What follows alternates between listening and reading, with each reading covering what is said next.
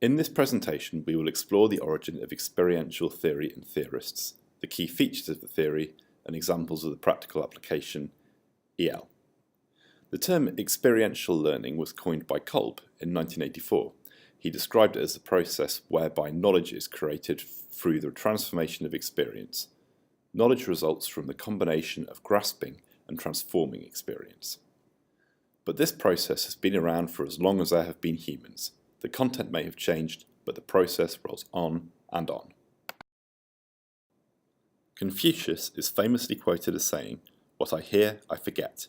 What I see, I remember. What I do, I understand."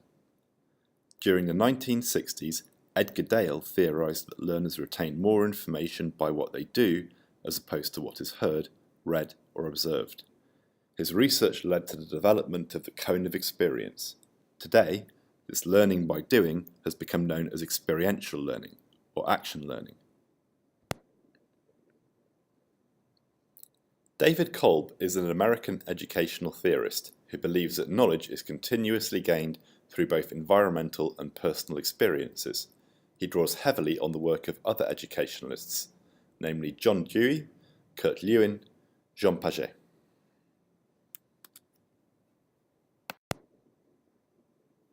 John Dewey, a self-described progressive, challenged didactic traditional principles of education prevalent in the early 20th century. He believed that experience and reflection can lead to deep understanding. Learning is lifelong and happens everywhere, not just in the confines of a classroom. He highlighted the notion of the learner being at the center of the learning process.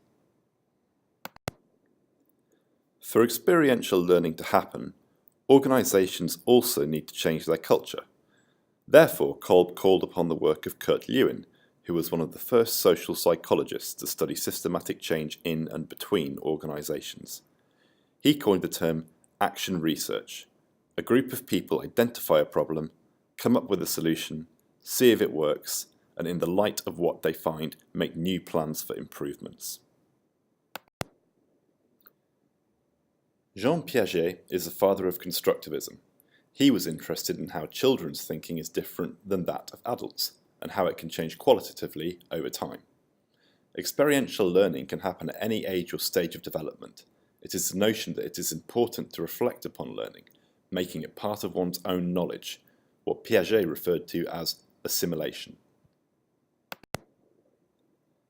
This simplified experiential learning cycle helps us to see its key components. So let's examine a simple experience. Do it. We take a bite of an apple. What? We feel the cool apple in our hand. We hear a crunch. We taste sweetness. We chew. We swallow. So what? We like or don't like the taste. Now what? We make a decision about whether to take another bite or not, and in both situations begin the cycle again.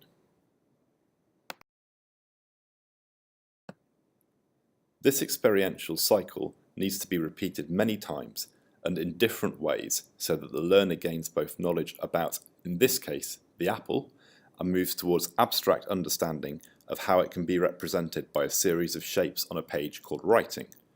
Reflection aids critical thinking. It develops the learner's understanding and provides a route for deep-level learning.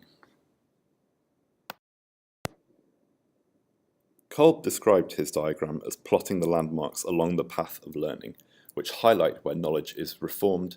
Sometimes there is a good fit between old and new learning, and sometimes the new learning involves giving up previously held beliefs. Piaget calls this disequilibrium, where the new information cannot be contained within the old understanding and new concepts must be learnt. So let's look at each stage in more detail in the experiential learning model, and consider how the educator can support the learner. The concrete experience is our direct practical experience of a particular subject. Sometimes it is too dangerous, impractical, or unethical to have a real experience. So the educator uses other ways for the learner to have the concrete experience. For instance, in the pictures we see a safe simulation. This roleplay enables students to practice skills and learn techniques that could save a life, in a way that does not pose a danger to themselves or members of the public. The gaps between knowing and doing are filled with a simulation. The educator can facilitate reflective observation in the learner in a variety of ways: logs, journals, discussion, brainstorming, thought questions, and rhetorical questions. The learner needs to come to a conclusion about what they have learnt, how they feel about it, and how this new information will affect practice and possible future learning. Educators can help this process by using tools for abstract conceptualization such as lectures, papers, projects, analogies, and model building.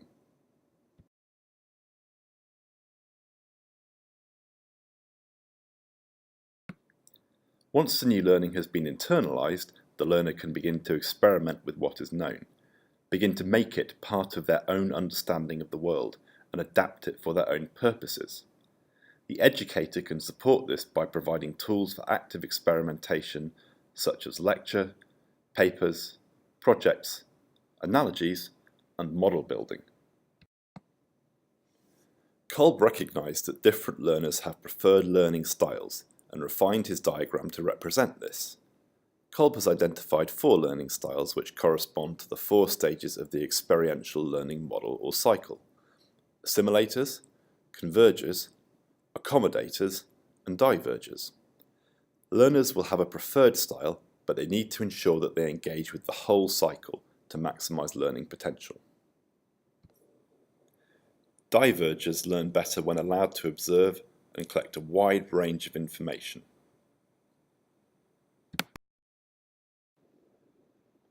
Assimilators learn better when presented with sound logical theories to consider.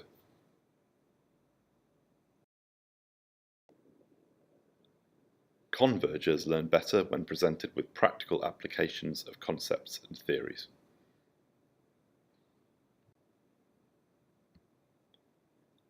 Accommodators learn better when provided with hands-on experiences.